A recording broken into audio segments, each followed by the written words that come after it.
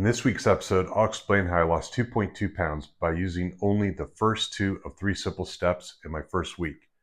If you're ready to take control of your health and fitness, let's get after it.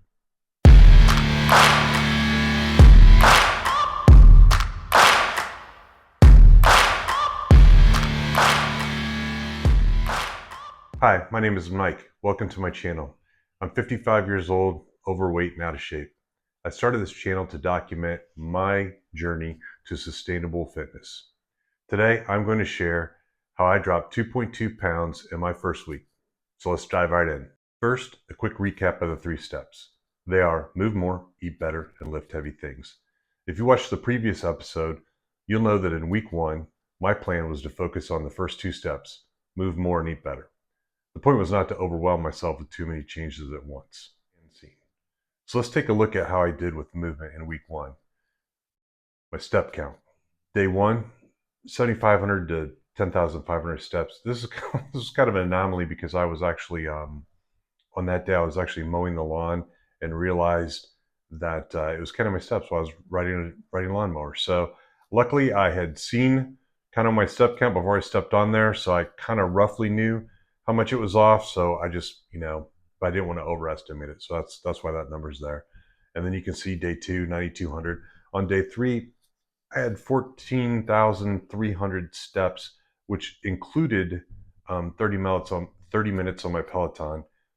And really, there's two reasons for that. One, during that day, I actually didn't think I was going to make the 10,000 steps, and I'll explain that in a second. So my thought was, well, I'm not going to make the 10,000 steps naturally with what I'm doing, so I need to go ahead and hop on the Peloton here to get some extra steps. And it's just a slow, steady state ride. Nothing crazy, just to move. I've been dealing with in my left foot like some plantar fasciitis or something that's going on. I don't know. I have a doctor's appointment coming up. We'll get it checked out. But my foot hurt, so I didn't think I was going to make it. So I hopped on the Peloton, and then lo and behold, I ended up actually doing 14,300. And then the next couple of days, I'm around that 10,000 mark. Day 6 and day 7, what happened here was I actually worked a night shift, which is not typical for me, but I worked 2 days in a row, had kind of like 2 day shifts in a row. The next day I had the day off and then worked that night. So my third day of work was a night shift. So most of those steps on day 6 actually came prior to midnight on day 6. I mean, I guess that makes sense, but actually most of them came probably honestly after about 7 p.m. when I was at work. So that was a night shift thing. And then obviously day 7, I was asleep a majority of the day. So for that 8,100 steps right there, most of those came between, let's say, midnight and 7 a.m., the majority of them. And I slept most of the day and then, was tired. And so I didn't do as much as normal. But my average for the week, and so I'm happy with that. My average for the week is 9,971 steps per day. And the whole night shift thing, I mean, that's like one of my things that I struggled with, right? But everybody's going to have a different thing. You might have a job where you sit at a desk all day or whatever, but you got to work around that and you got to figure out a plan. So I may have more night shifts coming up in the future, and I'm going to have to take a better look at a plan for that if that's the case. As far as my eating better, we take a look at my weekly meal planner here. Now, I will caveat this, and I guess this goes for the steps too, but as well as the meal plan here, is that I started this week I had been thinking about starting this channel to help myself move down this road and gain some accountability. And my wife and I had been talking about it, so she knew it was something I was going to do. And I woke up on day 1 on this particular day, and I just decided today's the day. So I wouldn't say we had the best plan in the world. Luckily, she was going to the grocery store that day, so that helped a little bit. But it was more like, listen, in fact, I told her, I was like, I think she said something like, is there anything you want, any snacks or anything like that? And I said, no, I'm starting my thing. And she was like, today? And I was like, yeah. And she was like, I didn't know you were starting today. And I'm like, this is my health. I cannot keep putting this off. Like, I'm starting today. And she was like, okay. And so, which I appreciate. She's a huge help. But so that's kind of why some of the stuff might be a little askew, particularly toward the end of the week, because the planning was maybe not as good as it should have been. So I guess my first point on the planning was, if I look at dinner on day one and we had tacos, they were homemade tacos, but I ate too many. I mean, that's just the way it went. Um, but they were homemade, so at least I got that going for me. And then you can kind of see the rest of the week. You can tell the days that I work because I eat the same thing every day that I work, with the 1 egg, 2 egg whites, this scrambled oatmeal with the PB2 and blueberries. That's fairly standard for my pre work breakfast. Lunches, some of this is meal prep, like buffalo chicken and rice bowl. That's a meal prep thing. The teriyaki chicken is a meal prep thing. So those are things that we made in advance. And then you can kind of see my snacks on the going down the side there. On day two, I ate that Luna bar. Is Luna bar the best protein bar that you could possibly eat? No, probably not. But it's what I had.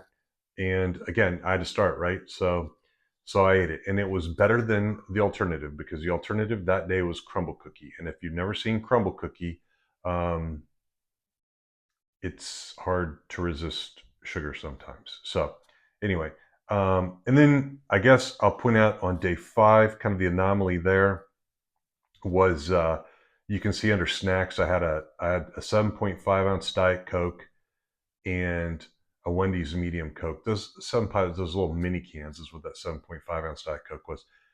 So I kind of started this week, and I told you in the previous video, like, I wasn't going to do sweets, I wasn't going to do alcohol, and I don't want to do diet soda. I don't think it's not good for you.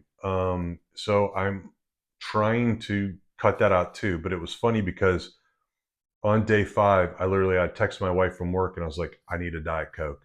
Then a couple seconds later, I texted, or some cigarettes or something. And I'm just joking about the cigarettes, obviously, but I needed something. So I I had one of those little mini ones, um, as a snack there while I was at work, and then on my way home, I was grabbing a treat for my son at Wendy's, and I just picked up a Wendy's medium Diet Coke there. So not gonna sweat too much about it, but just be cognizant of the fact that maybe I was trying earlier in the week to be a little too aggressive, and now you can kind of see a trend. And now we're going into the night shift thing. Dinner on day six, leftover debacle of shrimp and teriyaki chicken mumbo jumbo. That is that's just poor planning. So two things happened there. One, I started this plan without really mapping it out totally. And my wife was doing the best she could to support me. And so those were the leftovers that we had on hand at the time. I was actually supposed to work 3 day shifts in a row that week, but our manager asked me to swap my third day for a night, which I did. So now that kind of scooped up my whole plan, and I didn't have any meal prep stuff. And I'm like, oh geez, I'm going into a night shift, and at this particular place that I work, nights can be very, very slow to completely dead. And at which point, I have a tendency to, at night, all night long, to either have some boredom eating or something going on. Like I eat at night. I don't know why it is. So I got to figure that out, especially if I'm work more at night. But so I took a turkey and cheese sandwich with me, reluctantly, but it was pretty much the only thing that I had that I wasn't going to be like, oh, I'm going to order out. Um, and off I went to work. And after we actually had a pretty rough first few hours of the night that night, and after that, I pretty much devoured that turkey and cheese sandwich. And between 7 p.m. and midnight, I drank 3 of those mini Diet Cokes. So not too proud of that. And then we go into the night where I am equally not proud of. You see my first small bag of Doritos, then I had a small bag of Lay's potato chips, and then I had 2 more small Diet Cokes. And that wasn't all at one time. It was over probably between, honestly, it was probably between 1 a.m. and 4 a.m. in that range. Um, Partially to keep me awake, partially out of boredom. Yeah, sure, I was hungry, because normally I wouldn't even notice if I was hungry at all, because I would be, sleeping. So, um, but the bottom line here is I still did okay. I still lost 2.2 pounds. I still moved. I still made incremental changes. When I ate the Doritos and the Lay's potato chips, did I eat baked instead of regular? No, I didn't. But if I look at the whole week as a whole, Is that better eating than what I did the week prior, or what would be my normal? And the answer is yeah, absolutely. So between the moving more, which I know I move more, just eating better, not perfect, but better incrementally, that's how I got to my 2.2 pounds of weight loss in the first week.